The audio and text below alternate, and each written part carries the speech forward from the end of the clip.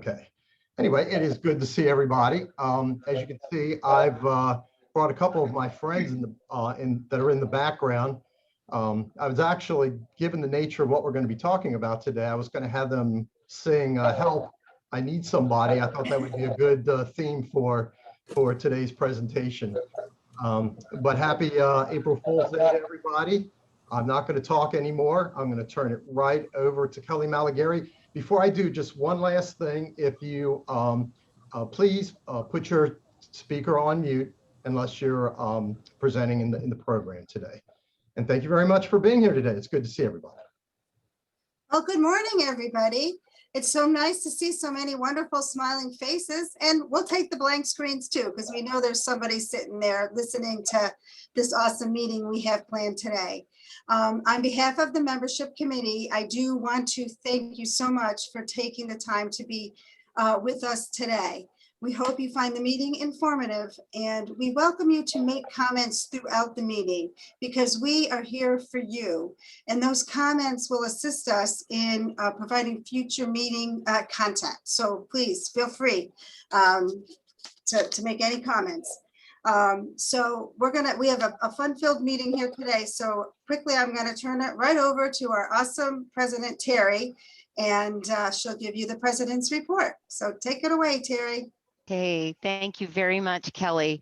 I'm excited to be here today, and I'm more excited because FCAR is pretty much firing on all engines right now. All of our committees are active and working on their 2021 goals. There are exciting things happening at that committee, and we have some advisory task forces that are also working on very specific things that we want to achieve. I want to encourage you that 2021 is not going to be a slow year. It's going to be a very vibrant, dynamic, actionable year at FCAR, and there's a lot happening, a lot changing. So if you want to be in on that action, we encourage you to be involved in our committees. We want to grow our committees. One of the reasons we want to grow our committees is next year is our 100th anniversary of the Frederick County Association of Realtors. I say that with incredible pride because the Frederick County Association of Realtors has impacted Frederick County and the surrounding areas for good for, as of next year, an entire century. So we have hired a historian who is building a video and a timeline of what has happened in Frederick County in that last 100 years. And that's going to be really fun to see how that ties into what realtors have been doing all that time. We also are creating a Jubilee Gala celebration, April 30th, 2021. That is going to be an event-filled week full of proclamations and parties and cocktail hours and presentations, and we're going to bring back past presidents for celebration. There's going to be a huge amount of activity going on in regards to our Jubilee year. So in order for you to kind of catch that wave and be right in on the action, joining our committees would put you there. And because our committees will be doing a lot of the work, and I want to just encourage you. Oh, 2022, Maureen, I did. That event is not happening this month. Oh, panic, panic, panic. April Fool's Day, April Fools. That event is happening April 30th, 2022. And so we are planning. We have been planning for a year, and there is a lot of great action happening now, and you're going to see a lot coming out. So we would love to see everyone involved so that everyone benefits from that as well. This is a large event, hopefully attended by 400 to 500 of us and our plus ones if you want. And we expect a lot of dignitaries there. We expect a lot of great things, and it's going to be meant for fun. It's going to be a celebration. So we just want to encourage you to get involved in that. I want to bring down a message to you from a message that I've received at the Maryland Realtors Association by our CEO there. and from association presidents across Maryland. So Maryland realtors and their associations are all concerned about one particular practice that is becoming quite prevalent amongst us. When you hear Wayne Six talk today, you're going to learn that we have incredibly, as you know, no big news, that the inventory is incredibly low, like historically low. But what is accelerating the market is that the inventory is bought out the moment it hits the market. So basically, a house gets listed and a house gets under contract in a couple days. We all know that.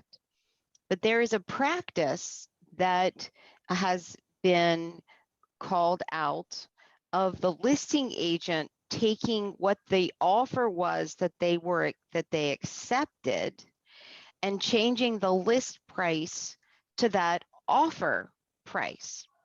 And in today's market, we all know we are seeing escalations $40,000, $50,000, $100,000 over the asking price.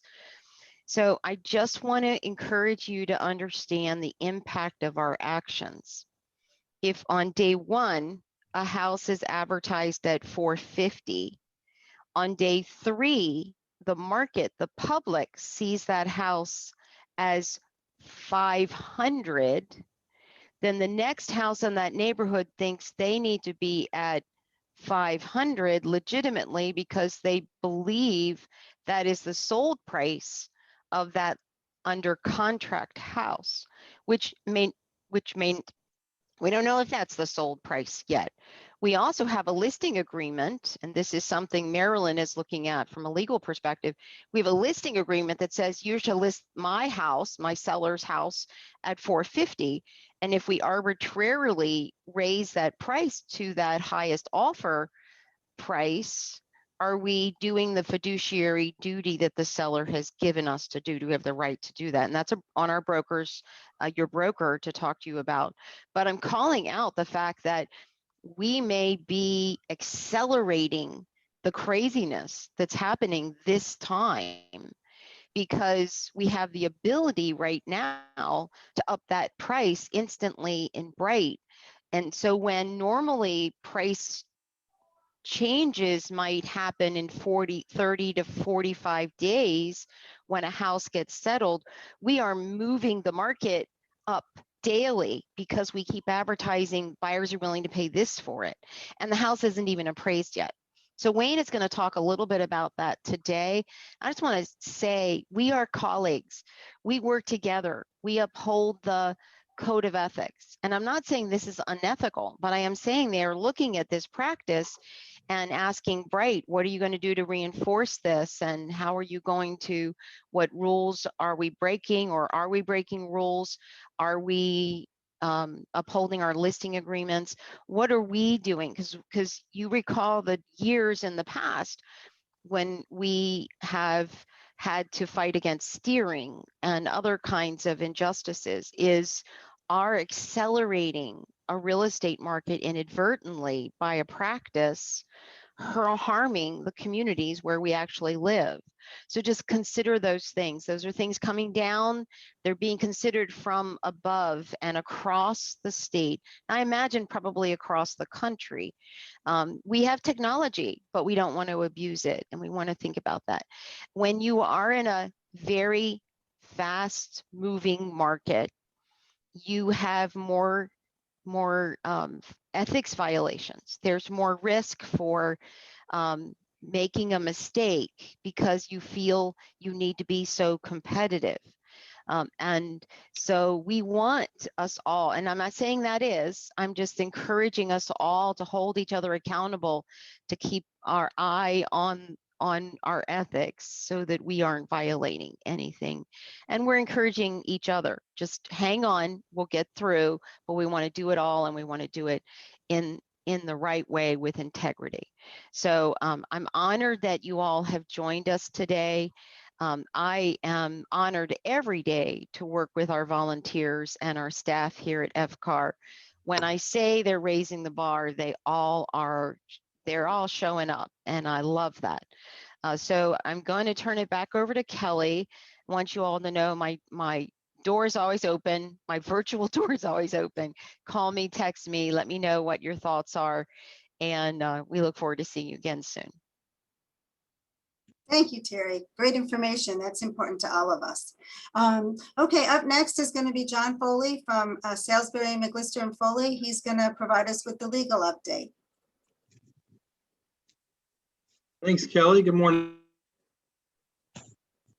everybody. I'm Johnny Morning. Foley from Good morning, Salisbury, John. McLister and Foley. Good to morning. It's good to see everybody's face today. Hopefully, sometime soon we'll be able to get these back in person and shake some hands. But we'll see. So I'll keep it quick this morning because I'm just as anxious to hear what Wayne has to say as the rest of you. But I wanted to touch on a couple things that we're seeing on the title side in this market that Terry was just talking about, and some interesting things. So obviously you all know it's a crazy seller's market right now, and the offers for a buyer to win the deal are very competitive. One thing we've been seeing, including I had one yesterday, is a straight cash purchase with the intent of the buyer to refi soon after the settlement, mainly just so you can put a 10-day close on a contract, and it helps your chances of winning. And then the intent, of course, is for him at least, was to take out a pretty good chunk of the equity to refund his bank account. But a couple things to maybe, if you have a client that's doing that, a couple things to let them know. The first, and some lenders, hopefully I'm getting this right, but my understanding from talking to a few lenders is typically a cash out refi, the rates are going to be a little bit higher than what your purchase loan will be, or even a regular refi. So make sure they kind of understand that. And then the second, if they are going to do this plan, if they can do the refi within 30 days of when they settle, they'll get an exemption, a purchase money mortgage exemption on the mortgage. If they do it within 30 days. If it's over 30 days, then they have to pay the full recordation taxes on their loan amount. So if you're talking about a $500,000 mortgage, that's I think it's about $7,000 of taxes that they could avoid if they're able to do the refi within 30 days. So that would really save your clients some money if they are going down that path. The other thing we're seeing a lot is buyers paying more of the closing costs than the normal contracts state, mainly with transfer and recordation taxes. Again, I think that's a good strategy, especially considering the appraisals right now. A lot of them coming in lower. If you do a contract, and instead of increasing the price by, let's say it's a $500,000 house again, instead of increasing the price another $5,000, just have the buyers paying all transfer and recordation taxes, which is about $5,000. So more money, same amount of money in the seller's pocket, but you don't run the risk of the appraisal coming in lower. So I think that I've seen that a lot. I think that's a pretty good strategy. And then of course we've been seeing a lot of the appraisal waivers, which I've seen a few that have been just full blanket waivers of the appraisal, which I think is a little crazy. But some people are doing it. But you're also seeing a lot of these partial waivers where, let's say, for instance, you have a $500,000 sales price, and they'll have an addendum in the contract that says if the home appraises for $450,000 or above, the buyers will come up with the extra money and don't have any right to terminate the contract. And if it comes in lower than $450,000, they can terminate the contract. I would just say be careful with those. Make sure your language is considering all the scenarios that could happen. I think there should definitely be a floor, because you just never know what the appraisal is going to come in at. So I would put a floor in there that still gives your client the right to terminate if it comes in at a certain value. I think the best way to handle these is to still include the appraisal contingency. which is obviously part of the financing contingency, but include that in there and then amend it with a general addendum. And be careful with the language. I've come up with, I think, a pretty good general addendum that amends the appraisal contingency and can kind of fit a bunch of needs. I've even done a few that, there's multiple. If it appraises for 475, they'll pay an extra 25. If it appraises for 450, they'll pay up to an extra 40,000 or something like that. And I'm happy to share that if anybody has a situation like that. And then the last thing I was going to talk about is back to recordation tax. That's the theme of the day today, I guess. And this is probably more helpful for the lenders in the room and maybe the title companies too. But in Frederick, at least, there's a new lady down at the Treasury office. She's gotten awful strict on recordation taxes, especially with the refinance transactions we've noticed. So if you have any clients that are either adding somebody or taking someone off title and it's not a spouse, be careful, especially lenders, be careful when you're disclosing your initial figures, because they're either, I don't think they're changing the rules, but maybe enforcing them differently, and they're not giving you a full exemption anymore. So for instance, I'm in it. Okay. let's say you have a parent and a kid who bought a house. So the child bought the house and the parent was a co-signer, to get approved for the loan. And then 5 years go by and now the kid makes enough money to qualify for himself. So he's refinancing and taking the parent off title. What we've, at least with our transaction that we've had recently, the county is now saying that if you do that, instead of getting the full payoff as an exemption for the refinance, you only get half of the mortgage payoff. So that's a big difference, because if you have a $500,000 refi and a $475 payoff, you're expecting to only pay $25,000 worth of recordation taxes. If they're going to split that payoff in half, now you're paying $250,000 in recordation taxes. So I think she's being a little gung-ho, in my opinion, and it might not be the intent of the law, but that's how they're interpreting it right now. And you can't really fight with the county. So lenders, just be careful, because I know that's a cure if you misdisclose that. So I would reach out to whatever title company uses to get a CD. And that's, again, if somebody is being added or coming off of title on a refi. And that's all I got for today. Thanks. All right, no, thank you, John. Okay, next up is Susan Slaughter with Presidential Mortgage. She's going to give us a lender update. Susan, good morning. Okie doke, I'm unmuted. Good Thursday morning, everyone. Happy April Fool's Day, and welcome to the second quarter of 2021. I don't know about you all, but I think the first quarter just really flew by. So I'd like to share quickly some recent numbers with you from the Mortgage Bankers of America Association. They release their numbers weekly, every Wednesday, so these are current as of March 26th. Overall loan application activity dropped by 2.2%, seasonally adjusted from 1 week earlier. Refinance requests declined 3% on a week-over-week basis, and it now stands 32% lower than the year-ago mark. Purchase money mortgage demand was down 2% from the prior week, but it is 39% higher than this time last year. Let's chat a little bit about interest rates. Following 7 consecutive weeks of increasing mortgage rates, the 30-year fixed rate declined 3 basis points to 3.33%, which is still almost half a percentage point higher than the start of this year. So that's about it real quick. Let's go locally. Frederick County Homebuyer Assistance Program, called the HAP Funds. Some of you may or may not know the Housing Program Coordinator, who we love dearly, Heather Sutton. She retired as of March 12th.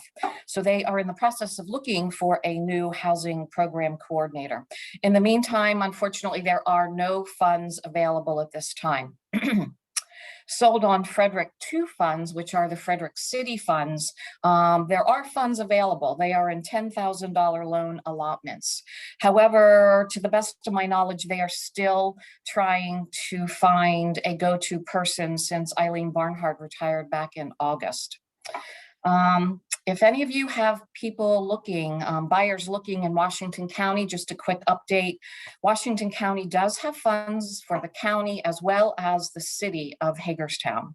So that is good news. And also just real quick, the USDA current turn time, they're running about 4 days. So that's it for me.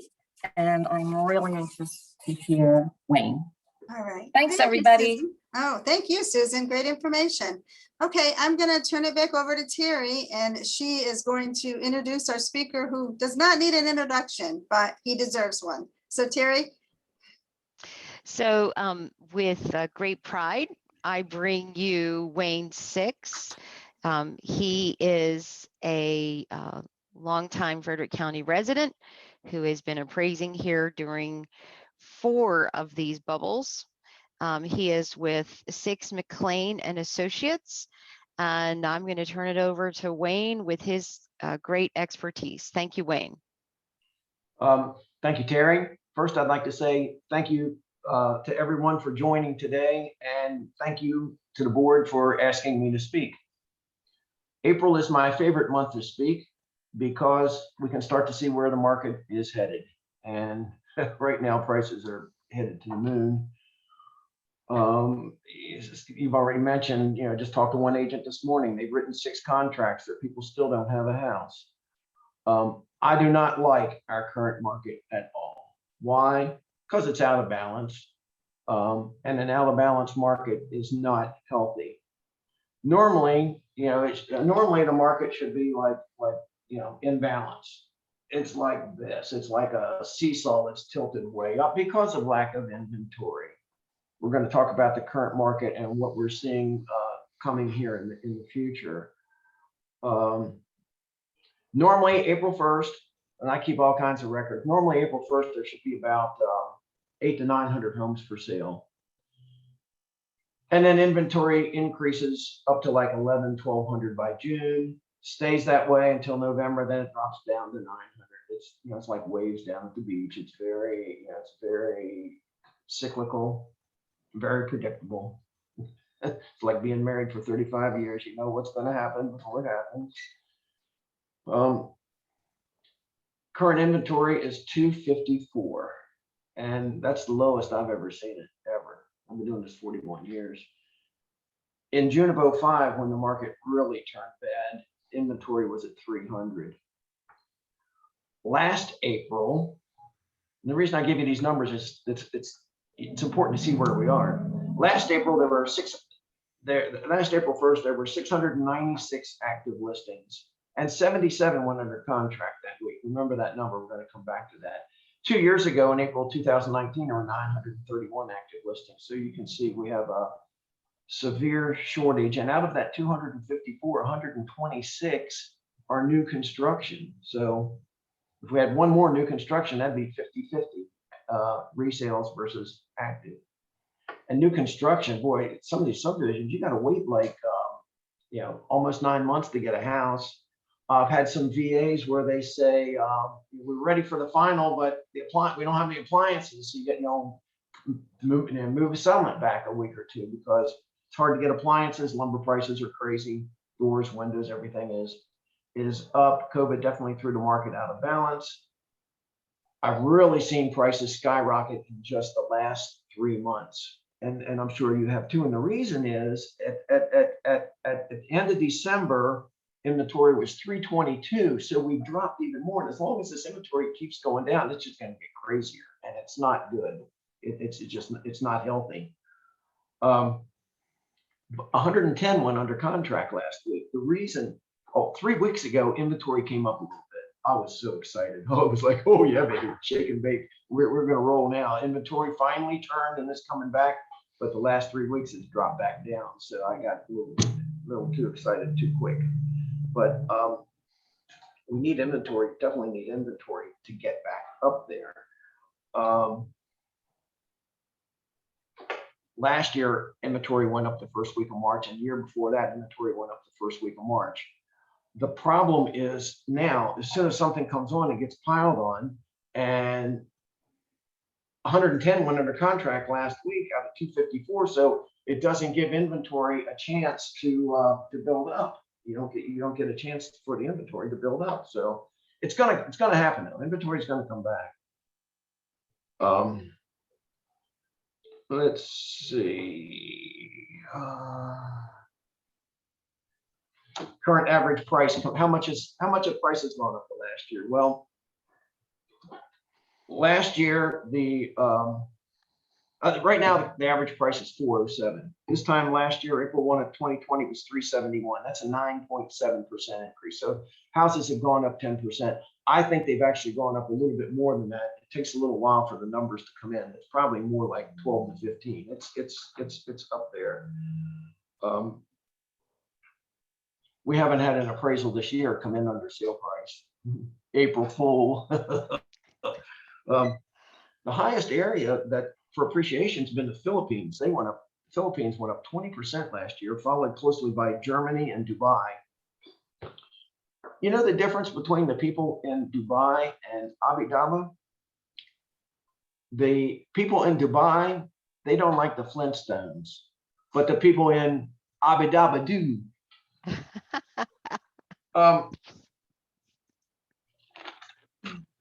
Building lots are the same way. We only have 96 active listings. There for a long time, there were over 300 lots for sale. 96, there's so many builders looking for lots right now. I just did a house in Talon Ridge. They're getting 166,000 for a tiny little 1/6 of an acre lot in Talon Ridge. Some subdivisions aren't going up as high as others. Like Talon Ridge is going up, but not this house I did. It's around 670. They paid 589. 2 years and 9 months ago, that's 4.75% increase. If you go in a subdivision where there's still new construction, I'll tell you another one is Jefferson Place. I just did a VA refi in Jefferson Place. That thing has only gone up like 10 grand in like 2 years because there's a couple builders in there and those subdivisions haven't gone up much. But other neighborhoods, let's see, an example would be the Legends in Middletown. Oh my gosh, this for $899, and then the prices, I'm not going to tell you the price, but it's way up there. So certain subdivisions are doing a lot better than others. Mostly the newer subdivisions where you have more than one builder, it's tough.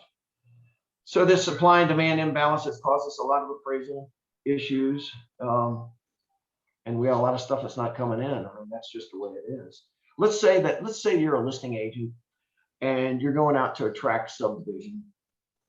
You're going out to a tract subdivision, and you have three recent sales of similar models. 455. I mean, this is real data. 455, 450, and 445 are the sales. And then from last summer, you got 3 sales at 430, 425, and 420. So 455 is your highest sale. You list at 465. You get multiple offers. You end up at 475. All contingencies are removed. I loved everything he said. They removed all contingencies. Buyer paid all closing costs. This is what we're saying. Is that healthy? No, it's not. But we're seeing it every day.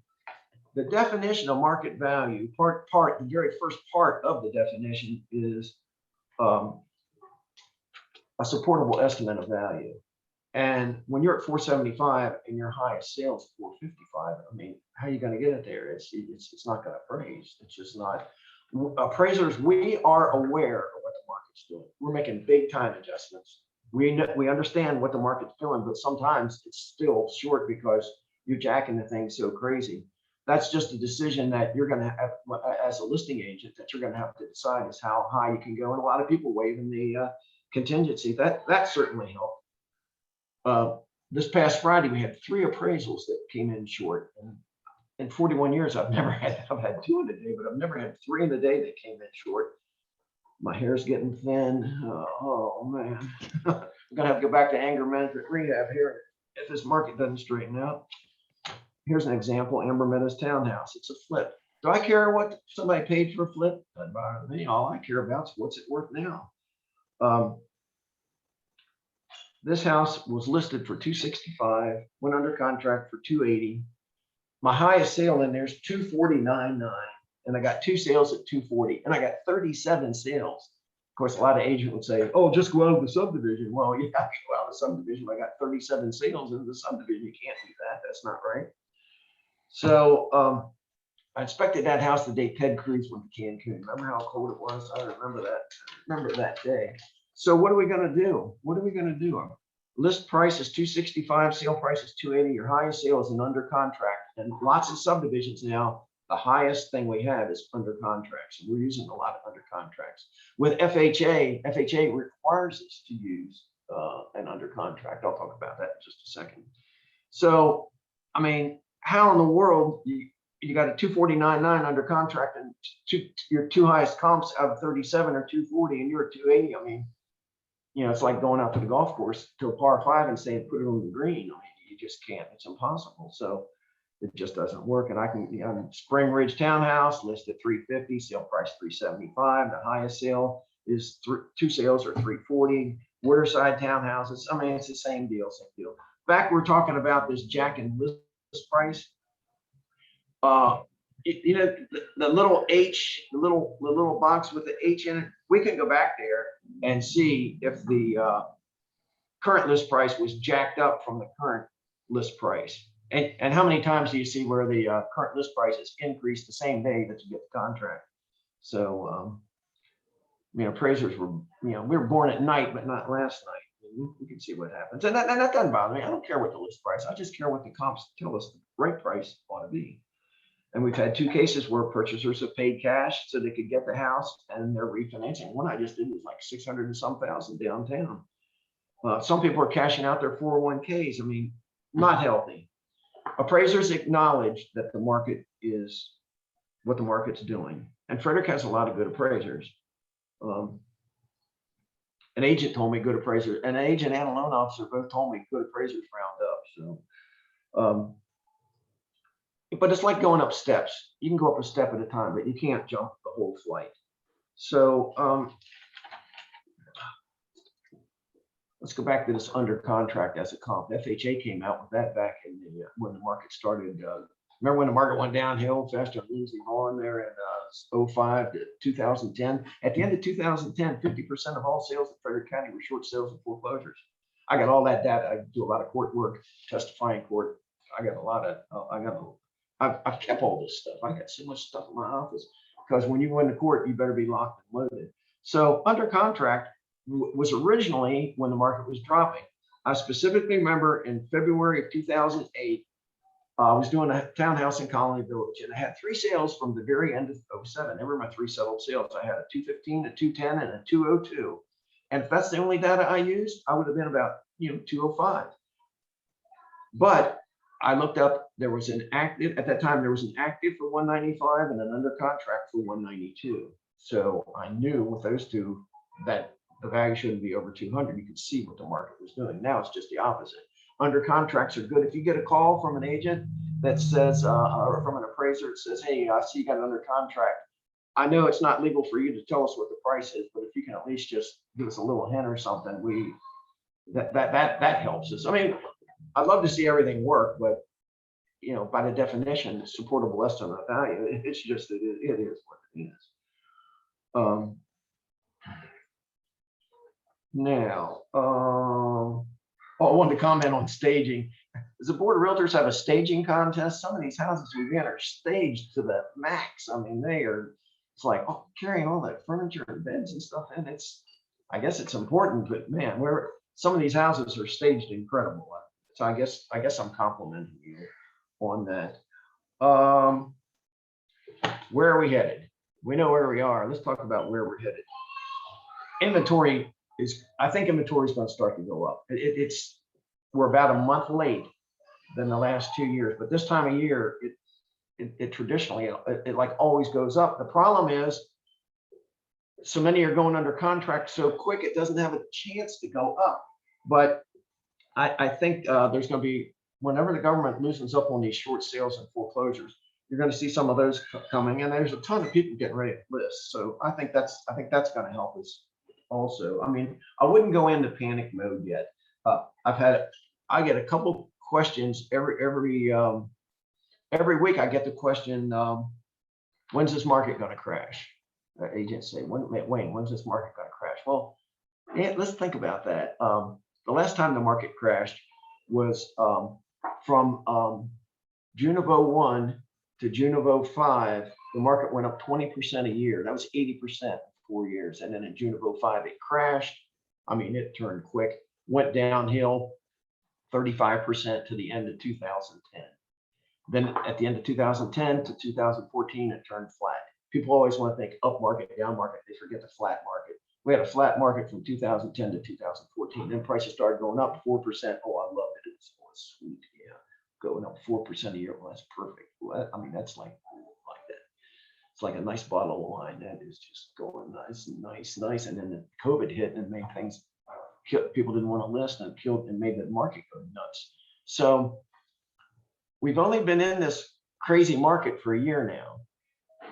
And prices have probably gone up maybe 15%. We're going to see some of these prices though. This taking out the appraisal clauses and stuff. It's not good. But last time it was for 4 years. It was 20% a year for 4 years. So we're only in it 1 year at probably 15%. So I don't know that we have to hit the panic button just yet, but I'm still worried. We really need to get inventory. I'm get tired of saying that. Okay. Well, how's everybody doing their basketball bracket, man? I had Illinois and Ohio State going to the Final Fours. I was done in the first week. So we're seeing this new norm in pricing. The problem is when you get these high price sales, one sale doesn't make the market. You got to put 5 comps on. So one sale does not make the market. So when you go out to the legends and they go, "Oh, that house sold for $1 million. I want $1 million for mine." I mean, you only have one. You got to have more than one. You got to explain to your seller. You got to more than one sale to make the market. Just did a downtown row house, 1.18 million. I mean, it was sweet, but and there's a house, one of those J.N. Associates houses in North Shore out the lake just brought 925. I mean, prices are just it's like, remember when you were a kid and you played musical chairs and you're going around and then the music stops and somebody doesn't have a chair? The way this market is, at some point, if this market does drop, and I'm hoping that inventory goes up to save us. If inventory can go back up, our seesaw is going to come back down and get in balance, and we're going to be okay. But we're starting to get a little iffy. To finalize,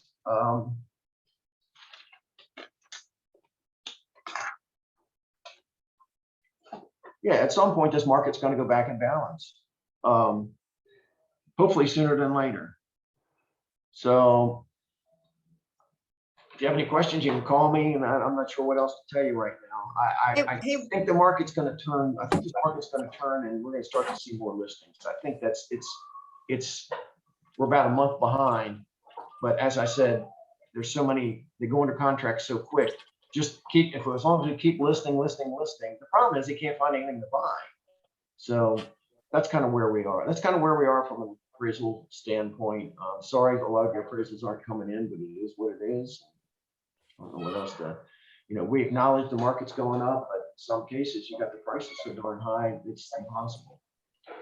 Thank you. That's it. Oh, wait. Hey, Wayne, it's Kelly. Yeah. I don't know if you can see the comments, but there are a couple questions for you. No, I don't see them, but go ahead and ask. Okay, Allison, do you want to go ahead and ask your question, and then we'll just go right on through? Okay, hey Wayne, Allison Zaire here. How are you? Good. Time adjustments. I've been using the 1004 MC to kind of figure out what the time adjustments to use. Yes. Are you doing a countywide time adjustment, or if you have enough comps in a subdivision, can you use those? No. That's good. That's a good question. I don't think countywide is good because, as I said before, some neighborhoods aren't doing, the prices in some neighborhoods aren't going up the same as some other. I think of it, this is going to sound really stupid. I think of a market as a big pepperoni pizza, and each pepperoni is its own little sub-market. Some of those are going up at 12%, some are going up at 8%, some are going up at 15%. So depends on it depends on the property. Like Urbana's, oh my gosh, I just did a townhouse in Urbana. that was listed at $499 and the price is jacked up to the mid fives. I mean, so Urbana's, you know, and the Legends was just an example because we were just there, but, and then some other areas are slower. So to answer your question, I do like that MC form. The problem with the MC form is it's like shooting at a goose. If you shoot at a goose and aim for the goose, by the time you pull the trigger and the shot gets there, the goose is still going forward and you're going to miss it. So you got to get out ahead of it a little bit. That probably sounds stupid, but that MC form is telling you what's happened in the past. And we need to think about where we are, you know, the present, the present. But yeah, and underwriters are not having a problem with us using 10%. 10%. I've even used 12% on a few here recently, but it's on an individual basis. Underwriters like us to bracket the sale price. In this market, you can't bracket the sale price. If your highest sales are 450 and you're at 465, they want to see some sales over 465. Well, sorry, Charlie, there just aren't any. So I hope that answers your question. Go ahead. Thank you. All right, there's another one. Tony, go ahead. You want to ask your question? Sure. Thank you. Thank you, Wayne. Always appreciate hearing from you. Wayne, how do you balance supporting, you said the definition of an appraisal is supportable market value. How do you balance that with what a buyer is willing to pay? I mean, at the end of the day, I've always thought of market value as what a ready, willing, and able buyer is willing to pay and a ready, willing, and able seller is willing to sell. And that fair and open and honest negotiation arrives at a value. The challenge is you have cash buyers that have no concern about financing that are influencing the market so much. And what impact is that having on your ability to truly understand what market value is? You just said yourself, shooting at a goose. Hell, you could shoot at a flock of geese right now, Wayne, and you're still not hitting the market. You know what I mean? Yeah, I know. Well, first of all, that's a very, very good point, because part of the definition is willing buyer, willing seller. An agent said to me the other day, Wayne, I got 3 people willing to pay this. How can it not appraise? Well, that's like part of the definition, but the first part of the definition, the first part of the definition trumps, the first part of the definition takes over the second part, and that is the supportable estimate. So yeah, willing buyer, willing seller, payment in terms of financing or cash equivalent. That's, you know, that is all part of the definition. But the first part of the definition is supportable estimate of value, and you got to be able to support it. I mean, sorry, but that's just the way it is. That's just the way it is. Underwriters are pretty good though. Underwriters, we don't get that much stuff back from underwriters. And last Friday we just had 580. We did 589. We were at 589. So we're at about 600 appraisals for first quarter. With, you know, we do about 2,400 a year. Actually, our company name now is Mclain. I've actually sold the business over to Kenny Mclain, but that's great. Kenny's doing all the paperwork and all the office stuff, and now I can do appraisals, which is great. I'm still working on. I did $30,000 appraisals myself last month. So anyhow, Wayne, next question. Wayne, I had a question. It's in regards to what you're talking about, time adjustments. When we as realtors are doing market analysis on homes, getting ready to list, and the most current data is what's under contract in a rising market. It is. But when more than 50% of the ones that are pending have upward arrows, and we're seeing, we can check it, we're seeing the differential between the list price and what's now there is 10%. Then it appears as though overnight the neighborhood value, and we're seeing it, sometimes you see multiples in one neighborhood. And it looks like the neighborhood went up 10% in 1 month. Overnight, yeah, it does. It does. Yeah, and so I know they're not settled, but it's kind of like swimming in the ocean. It's coming at us so fast, we can't catch up. And I just wondered, inventory is a lot lower now than it was at the first of the year. It's been gradually, the rate of appreciation has been started, you know, from, it was 4% last March, and then it's slowly gone up, and it just keeps going up. And it's, I mean, it's really crazy right now. It's just, So In the you're last saying, 3 months, I've seen prices go nuts in just the last 3 months. okay, so what is, in terms of nuts, that's not the annual year over year No, price it's not increase. annual, no. That's how much is it going up now each month? And it's That's- hard for us because we're not Oh, getting that's in clear some data. neighborhoods. In some neighborhoods, it's like almost 10% in the last 3 months. I mean, it's unhealthy. I don't like it. I hate it. I hate it. I hate it. We have stuff under appraising, and it's just, we got to get this market back in balance. It just drives me nuts. I'm sorry, that's the way it is, but that's the way it is. We've seen. All right, there's still a few more questions. Okay. Hannah, did you have a question, or was that just a comment? No question. Thank you. Okay, then we'll move on to Sandy. Yeah, hi, Wayne. I guess I'm wondering, like, what percentage of your appraisals do not meet the purchase price or the contract price? Oh boy, it's about as high as it's ever been.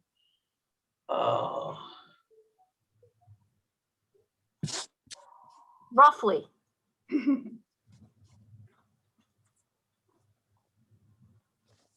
A third. Wow. I'd say a third. Definitely 25%. I mean, I don't like it. I'm not proud of it. I mean, we like to see stuff. I like to see stuff appraised out. You know, but you know, I had an agent call me the other day, and she said, "Wayne, thank you." You don't get calls like this, right? Wayne, thank you so much for bringing that appraisal in $25,000 short. My buyers knew they were paying too much. The listing agent knew they were paying too much. And I mean, she didn't say you saved us or something, no, some kind of hero or something, but she just said, thank you for being honest. And I don't know what else, I don't know. She just called me to thank me for bringing, how many times you get an agent call you, thank you for bringing the appraisal in low. Just, whatever, I'm not sure where that came from, but it's all right. Okay. I'd All say right, 20, I'd say 25%, at least about 25% might be coming in short something. Kelly, I have a follow-up on that. Okay. Going over into that new construction category, there are some new construction communities where we are seeing contracts that buyers are writing on homes, and the essentially year over year, some of the contracts that were written a year ago, the builders are building the exact same house for 20% more this year, and even higher. What impact does that? Because in a builder contract, buyer has to make up the difference, right? They tell them, hey, you know, I know of one salesperson who has told a lot of people, this house isn't going to appraise, but they sign on the dotted line, you're going to make up the difference, right? In a new build, they just have to deal with that. So they're writing them. They're saying, I want what I want, and they don't mind paying those prices. How is that going to impact our market long term?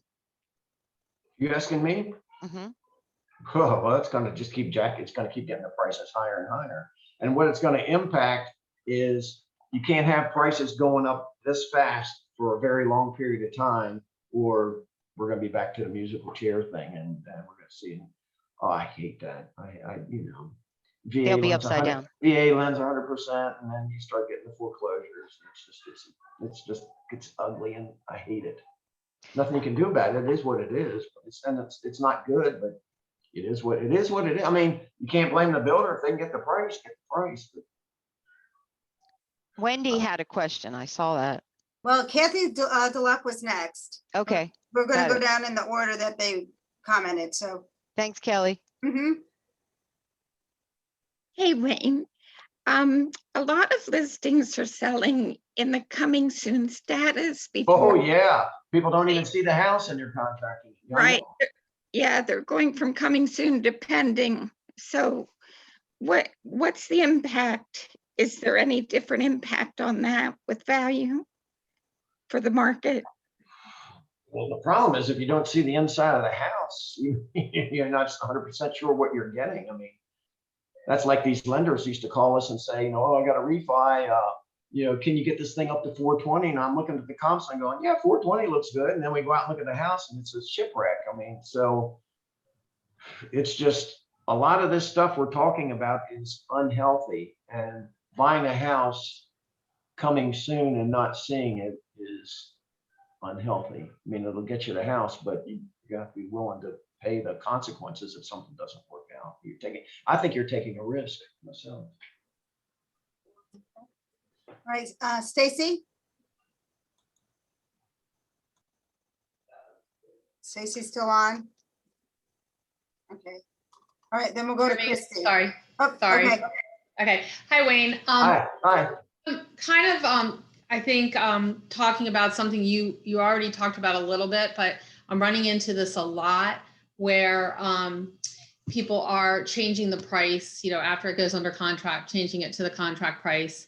So, they're disclosing what it's going to hopefully settle for. And specifically, I sell in one particular area quite a bit. So we're seeing a house go from a list price of like $469. It's under contract for $520. There's no appraisal. So then the next house that goes on the market is listing for $520, and then they get no appraisal, or waiving the appraisal, paying the difference. So then the next one's $550. And it's just artificially inflating. It is. That's exactly what it is. Artificial inflation. Yes. So obviously, this makes me crazy, but and everybody else. But what are your thoughts on that? Like, it scares me to death. And unhealthy. I hate to keep saying unhealthy. This whole right. A lot of the stuff that's being done is unhealthy. And then kind of to piggyback on what Terry was talking about, and I had it in my head when she was talking about it, but now I'm forgetting how I wanted to talk about that. But how does, you as an appraiser, when you see that, if somebody waives their appraisal or the difference, so I have somebody that says they'll pay no matter what the difference is, 50, 60, it doesn't matter. How does that look? Do you know that the next time, or you have no idea once that closes and their sale price, their closed price is $550 in that neighborhood? List price doesn't really bother me that much. Okay. The value isn't, list price doesn't factor into the value really. What makes the value is the sales, the under contracts and the solds. And looking at other active listings, what else can you get for the same kind of money? So to me, list price isn't that critical to me. List price isn't that, to any appraiser, list price isn't that critical. What's critical is what are the sales, what's under contract, what are the other active listings that are available to a typically informed purchaser. So if you jack the list price up, that doesn't, I don't have a problem with that.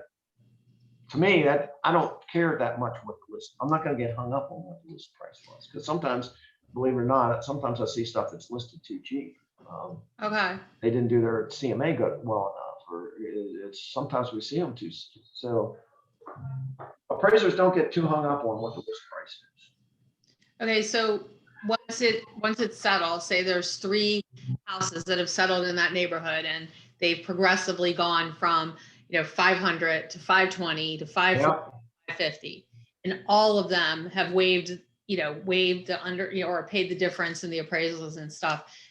Does that make, if you got 3 sales, that's the market, the 550 or whatever it is. I guess that's my question. That is the market.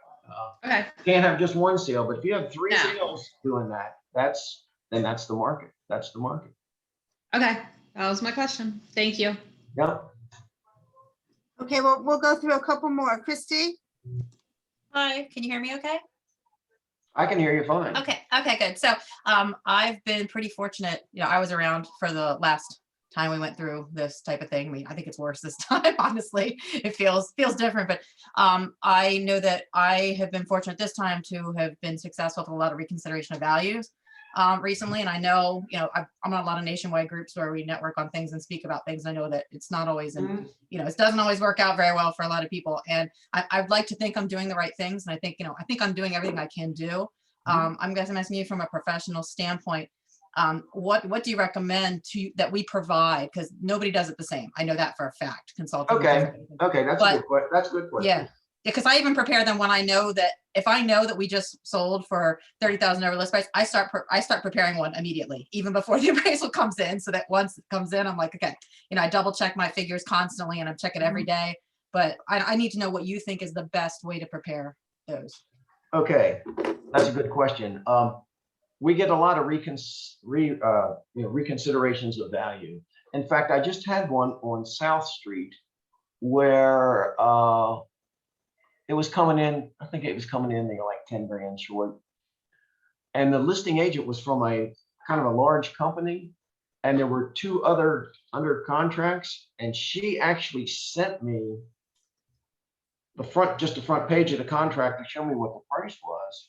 And once I saw that, I'm like, okay, you got a pretty good point there. So in that case, I brought it up 10 grand. So sometimes I change reconsiderations, but lots of times we get reconsiderations and the comps that the listing agent provides, they're not nearly as good as the ones that were used in the report. In the case of multiple bids, would you consider front pages of offers that have come in? So if I have 6 offers, I would, but it's back to what we said before.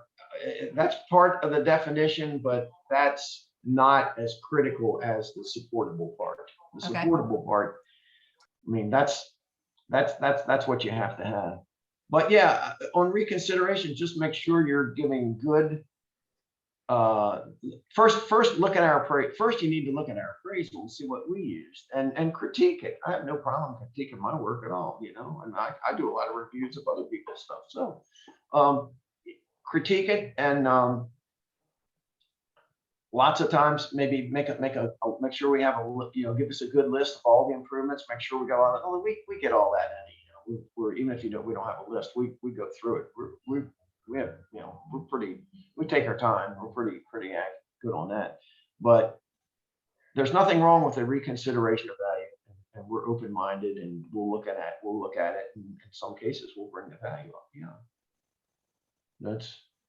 That's the key to a reconsideration of value is for you to provide some good data that I didn't have in my original report. That's the key right there. Wayne, do you have time for just a couple more questions? Oh, sure, I'm fine. I'm good. Oh, okay. All right, Amy, go ahead and ask yours. Sorry, I had to unmute. Hi.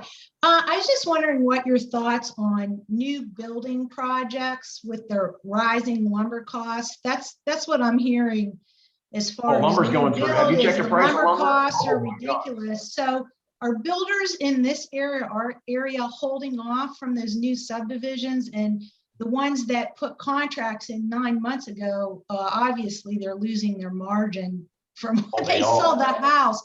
So what are your thoughts as far as new build? Because that's the one way for inventory to grow is for new build, which I don't know, what's your thoughts on the area builders? Well, most builders we're seeing a steady increase in their pricing. Steady, like every 3 months. Increases in pricing we're seeing, because some of these new subdivisions are doing really well. I mean, they're going gang. Look at that the Hamptons out at in Lake Linganore there off the gas house. I mean, they're selling like hotcakes in there, and the prices, I do a lot of the VAs in there, and the prices just keep going up and up and up. But willing buyer, willing seller, I think lumber is definitely, and windows too, and doors, everything's gone up. So their margins, they have to have price increases to keep up with the margins that they're looking for. So, I mean, the houses they put under contract 7 months ago at that price. Oh, they're probably hoping that people will back out. On that. So do you think that they're holding off on new subdivisions that would help increase the inventory? No, I don't think they're holding off at all. No, because they're still making money. I mean, no, the answer to that would be no. They're not holding off at all. No, no. Ryan Holmes is looking to buy lots like, they're really trying to find lots. So, and other builders too. And small builders, oh my gosh, I know 3 or 4 small builders that have called me and said, hey, if you're out doing an ag cluster where they're taking 3 lots off, please call me. 3 lots is perfect for me. I'd love to have a nice little 3-lot subdivision. So I don't think builders are holding off at all. Well, so then do you think that that's going to help the inventory in the area? Oh yeah. Whether it's new or used, anything that's going to help get it back in balance is good. It's good. That's what we need. That's what we need. That's what we need, is to get this market back in balance. Then we'll be okay. If it doesn't get back in balance here before too long, I'm going to start to get worried. Okay, all right, well. Remember though, it's only been 1 year so far, so. Okay, Okay, we have a few. A lot of people are freaking out. That's why I wanted to. Okay. Go Still ahead. have a couple more questions, Wayne. No problem. Terry has asked me to move over to Roger Frank's question. So Roger, are you still with us? I am. Okay. Wayne, you've seen 4 bubbles in 41 years. Can you comment on they're similar or different, including this one? Well, every one's different for a different reason. Usually you have the market doing really well and then something bad happens. And when something bad happens, the market reacts. The first bad market I saw was in the early 80s. Interest rates were like 7 or 8%, and they went to like 17 or 18%. And you had all these people, they didn't qualify, and they were getting knocked out, and the market got horrible because interest rates went up. That's what that was the problem the first time, was in the very early 80s. Well, actually started right in mid 79 up to about 83. Interest rates went so high that it caused the market. Then the next one was 10 of 89. That's when all the houses, remember the houses on Porterside, Marvin made a fortune selling those when they were new, and boy, they went downhill a good, I got all the records, I think around 22% drop. That was caused by prices just went up too fast, too quick. That's what that was. And then this most recent one in June of from 01 to 05, I mean, that was the government. That was the government caused that. The government came out with it was like a housing act, a Clinton administration. They said everybody should have a house. We want everybody to have a house. Oh, you don't need a down payment. You didn't need a down payment. 100% financing. Loosen the regulations. And people that should be buying 300 were buying 500. And that was, the government created that problem of the values going up 80% in 4 years. I mean, that's not healthy. That's not healthy. So that's what caused that one. So it's like each one's different. Each one's different. This one we're seeing now was caused by coronavirus because people wouldn't list their house. And it's kind of reminiscent of that second one where prices just got out of hand too quick. I think we still have, we're like a kid driving a car and we've run off the road. We still got a chance to get back, to save ourselves and get back on the road. But I don't know. We're kind of going out of control pretty bad. So I don't know. I hate to keep saying the same thing, but it's got me worried. Okay. All right. We're going to just take 2 more questions and that's it. So we'll go back up to Carla. Hi, can you hear me? Yep. Sure. Yep. Oh, hi, yes. So, hi.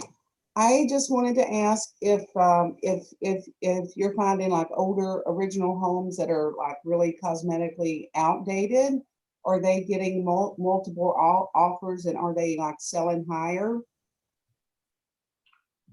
Right now, in a normal market, buyers don't really want that. So there's usually not a demand for that, so therefore, normally you wouldn't get multiple offers. Right now, people are buying anything. I mean, I'll go in a house and there's dishes in the sink and, the dog crapped in the foyer and everything else. They're still getting multiple offers. There's such a severe shortage that it's different. We're in different times right now. Most anything. Gene Keefoffer used to say there's a buyer for everything, and that's so true right now. there's a buyer for everything right now. I see people, I'm like, why in the world are they buying? And in my mind, I'm thinking, why are they buying this? But you know, I'm sure you see it too. You wonder why is this? What's wrong with these people? Why are they buying this house? And it needs work and everything else. But it's kind of a feeding frenzy, and sometimes people get caught up in the emotion. And you know, I'm sure you've had emotional buyers and emotional sellers. Sometimes emotion rules, and it shouldn't. Okay. And then last, Wendy, go ahead and ask your question. And I wish we had time to answer everybody's questions, but you know, you can email Hugh at the office and he'll get the information over to Wayne. So go ahead, Wendy, ask your question. Can you hear me? Yeah. Oh, sure. Yeah, I hear you. Do you think we're at 05 or 06 prices? Oh, good question. Well, that's a great quote. I like that's a good question. Because I'm kind of a nerd on numbers. I like that question. Well, I had my house appraised right before COVID. It was almost worth what I paid for it in 06. Mm-hmm. Right, because the market peaked in June of 05. Yeah. Some areas are back, you know, in June of 05, the 5-gallon bucket was full of water, and then it lost a third of the water, and now I got the hose in, and it's starting to come, you know, it's starting to come back up.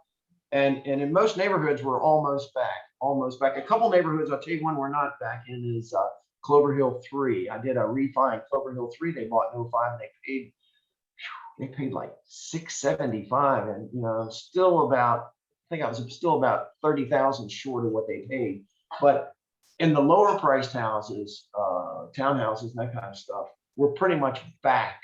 That there are very few people underwater now compared to what. It's a shame you got to wait 15 years to get back. You know, it's like playing poker, where you got it.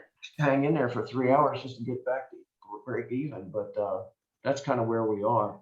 Yeah, we've pretty much made that up. We've pretty much made a couple neighborhoods, mostly the higher price ones. You're going to see where you're not quite back there, but I tell you, with what's going on in the last 3 months, we're pretty much, that's pretty much going to be yesterday's newspaper, not being able to sell for what you paid back at the peak of the market. Great question.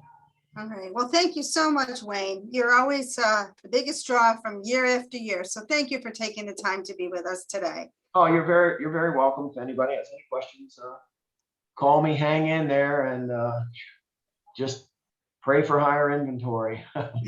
Yeah. So Thank you. That'll bring us back. If we can get inventory back up, we're going to be good. Thank you, Wayne. So Kelly, what's the latest on the next events? The next meeting is going to be Thursday, May 6th at 10 o'clock. And we have representatives from the city of Frederick and Frederick County. So they're going to give us an update of what has been happening there, businesses coming into the area. I think they'll have wonderful information to share. It's been well over a year since they have come to our meeting. So we hope you will all join us for that. Remember, we're here for you. Anything that you want us to, look into further, please let us know. We want these to be beneficial meetings for you, and we want you to all be here. We know Wayne's always the biggest draw, but we hope you'll consider joining us again in May. Terry always has great information to share, as well as our lender and legal updates as well. We do have 2 little door prizes left. Mandy Weller from Long and Foster has 2 door prizes, and what we thought we would do today is just pick the folks who had like the craziest April Fool's background. And I saw 2. Edie Fluke has the best one with Bugs Bunny, and then Barbara Davis was a little crazy with her fighter pilots. So Hugh will have those gift cards for you if you don't mind picking those up at the office. So thank you, Mandy. Thank you, everybody, for attending. It's wonderful again, and we hope to be in person hopefully by September. So as everyone gets vaccinated, we're going to move forward with that hope. All right. Thank you very much, everybody. Thank you all. See you soon.